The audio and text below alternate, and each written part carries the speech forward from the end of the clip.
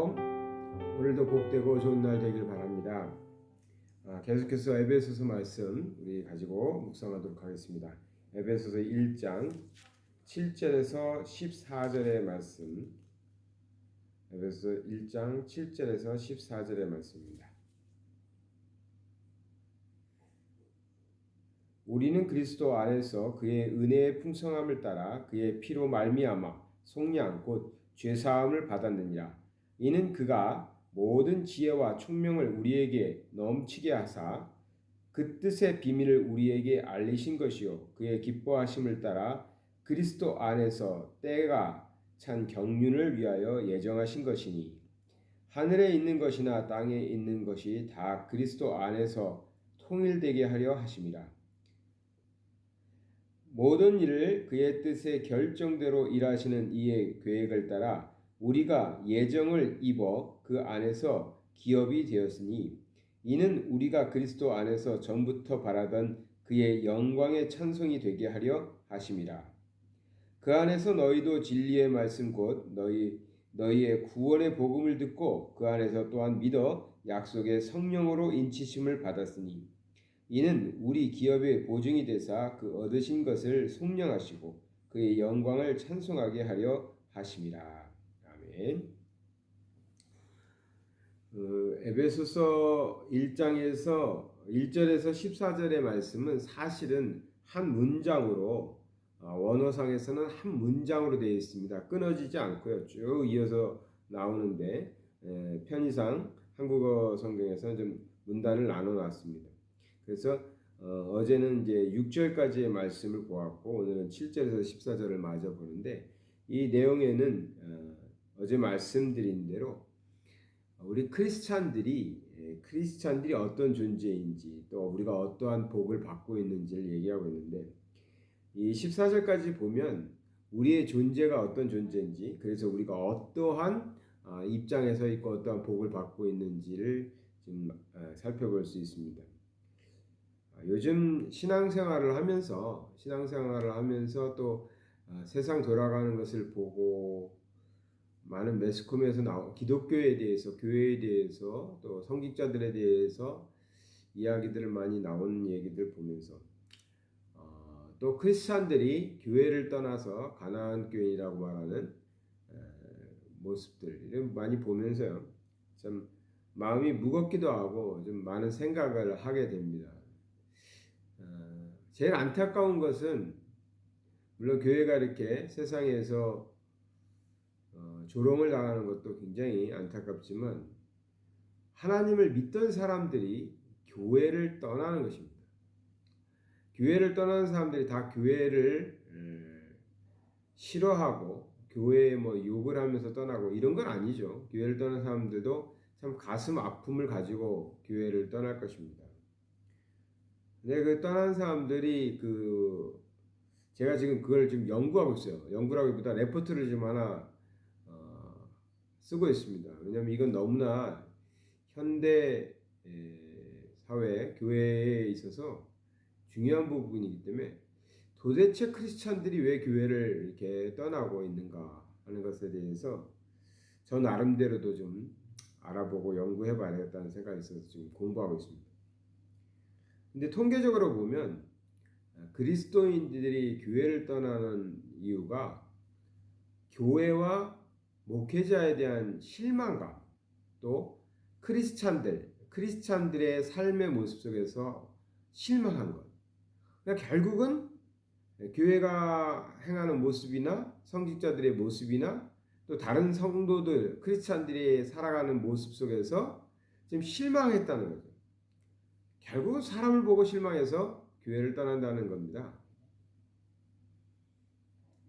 저는 이 사실이 참 안타깝습니다. 그리고 이 사실이 굉장히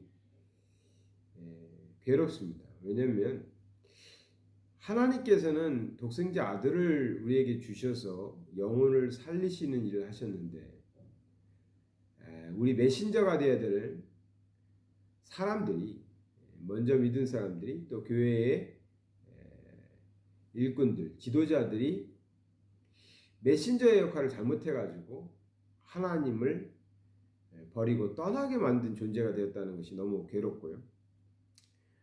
또 하나의 괴로움은 이겁니다. 떠난 사람들은 다 이유가 있겠지만 그럼에도 불구하고 어떻게 하나님을 버릴 수 있지 하는 생각입니다. 교회가 잘못을 했습니다. 목회자가 뭐 독선적이기도 하고 타락하기도 하고 다른 크리스찬들의 모습이 좀 좋지 않아서 갈등이 있어서 그럴 수 있습니다. 그렇다고 하나님을 버리고 하나님을 떠나갈 수 있을까? 도대체 우리 크리스찬들은 하나님을 믿는다는 것, 크리스찬이 된다는 것을 어떤 의미였는지를 정말 알고는 있었을까 하는 생각도 해보는 것이죠. 왜냐하면 우리가 바른 신앙을 갖고 있다고 전제해둘 때, 바른 신앙을 갖고 있다고 전제해둘 때 교회를 떠난다.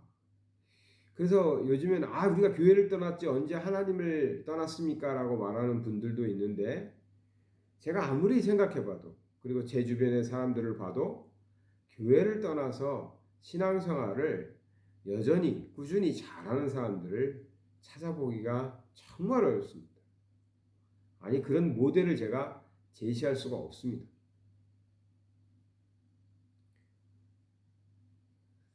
그래서 우리 기독교는요 무교회주의자들을 별로 이렇게 인정하지 않습니다. 교회가 왜 필요하냐? 신앙이면 되지. 믿는 자들끼리 모이면 되지. 또 하나는 이제 가정교회라고 그래가지고 이게 큰 교회를 공동체를 세우기보다는 몇몇 가정이 모여서 가정에서 예배드리고 신앙생활하는 가정교회. 그 취지도 저도 잘 이해합니다. 잘 이해하고 그 분야의 장점들도 제가 공부한 적이 있어요. 저도 한때 뭐 그런 쪽에 좀 도입해 볼까 해서 공부한 적도 있는데 결코 그러한 소모임으로만 가지고 신앙을 잘 지켜나가기가 쉽지 않다는 것입니다. 그럴진데 아예 교회를 떠나서 공동체를 떠나서 홀로 신앙생활을 잘해보겠다.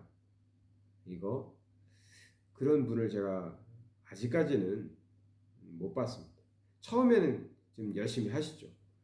열심히 성경도 더 많이 읽으시고 더 많은 자료들도 찾아보시고 혼자 가족들과 이렇게 예배도 드리시면서 잘 하시는데 그렇게 3년 4년 지내신 분들을 한번 주변에서 찾아보십시오. 과거에 장로님이었던 분도 있고요. 뭐 권사님이었던 분도 있을 테고요. 아주 믿음이 좋았던 청년들도 있겠죠. 3, 4년 지나고 5년 지났을 때 그분들이 여전히 예전에 교회에 다닐 때보다도 더 신앙이 좋으신지 저는 아니라고 봅니다. 그래서 저는 좀 안타까운 것은 그래도 교회 안에 머물면서 신앙생활을 잘해보려고 잘못된 것들은 고쳐나가야 되지만 어쨌든 그렇습니다. 그래서 오늘 말씀에 왜 이 얘기를 했냐면 우리 그리스도인들이 크리스찬들이 하나님을 믿는다는 것이 무엇인지 하나님을 믿으면 어떤 변화가 있고 어떤 복을 누리는 것인지를 정말 알고 있을까? 정말 잘 알고 있을까? 그럼에도 불구하고 교회를 떠났을까 하는 생각을 하는 거죠. 그걸 정말 알았다면 우리가 믿는다는 것이 무엇인지를 정말 알았다면 우리가 믿는 자로서 변화된 신분과 우리가 누릴 권세를 알았다면 뭐 성도들 간에 성격이 안 맞아서 목사님이 좀 마음에 안 들어서 설교가 너무 독선적이어서 교회가 너무 울타리를 높게 쳐서 그러한 이유 때문에 하나님을 떠났을까 하는 생각을 해서 오늘 본문에 나오는 말씀 간략하게만 말씀드리겠어요. 간략하게 말씀드리는 이유는 있어요. 우리가 유튜브로 이것을 계속하다 보니까 이게 모니터링을 하게 돼 있거든요. 제가 모니터링을 해보니까 저는 한 15분 묵상을 하고 우리가 같이 기도하는 시간 한 5분 정도 해가지고 20분에 맞춰보려고 노력을 하는데 어떨 땐 더 길기도 하고 어떨 땐 조금 짧기도 하는데 유튜브를 보니까 평균 시청 시간이 제가 예상했던 20분보다 훨씬 짧더라고요. 그러니까 이제 우리 성도님들 뭐 대부분 안 그러시겠지만 반 이상은 들어오셨다가 잠깐 보시고 앞부분 보시다가 이렇게 나가시는 것 같아요. 그래서 유튜브라는 건 누가 그러더라고요. 절대 10분을 넘기면 안 된다고 그런 얘기를 해요.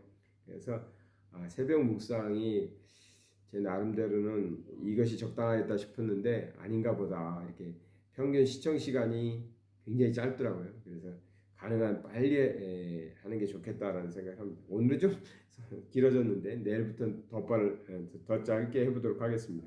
자, 하나님을 믿는다는 건, 하나님 믿는 사람들이 누리는 게 뭘까요? 어저께 말씀드린 게 있죠.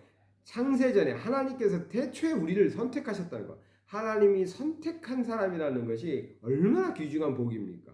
우리가 이 하나님을 믿는다는 것, 하나님의 믿는다는 것, 그런 복을 갖고 있는 거예요. 하나님이 우리를 이미 선택하셨다. 그래서 하나님의 자녀 되게 하셨다. 그것입니다. 엄청난 차이죠. 세상 사람들과 우리와는 엄청난 차이가 있는 거예요. 이걸 포기하고 세상으로 돌아갈 수 없죠. 두 번째, 오늘 본문의 7절을 보겠습니다. 우리는 그리스도 안에서 그의 은혜의 풍성함을 따라 그의 피로 말미암아 속량 곧 죄사함을 받았느니라. 예수 그리스도의 피로, 예수 그리스도의 대속이죠. 십자가의 대속을 통해서 우리가 어떻게 되세요? 죄사함을 받았어요. 죄사함을 받아서 죄를 진 사람들이잖아요. 다 죄인이었잖아요. 근데 죄사함을 받은 사람이 있고 아직 죄의 문제를 해결하지 못해서 죄인인 사람이 있는 거죠. 우리가 어떤 존재라고요? 예수 그리스도의 피로 말미암아 죄사함을 받은 사람이 됐어요. 그래서 우리는 의인이 된 거잖아요. 우리는 여전히 죄인이 아니거든요. 나 같은 죄인 하는데 그건 과거의 얘기라고. 예수님께서 우리를 위해 십자가에 달려 돌아가심으로 그 죄는 해결됐어요. 우리가 그걸 받아들이고 믿는 순간 우리는 더 이상 죄인이 아니에요.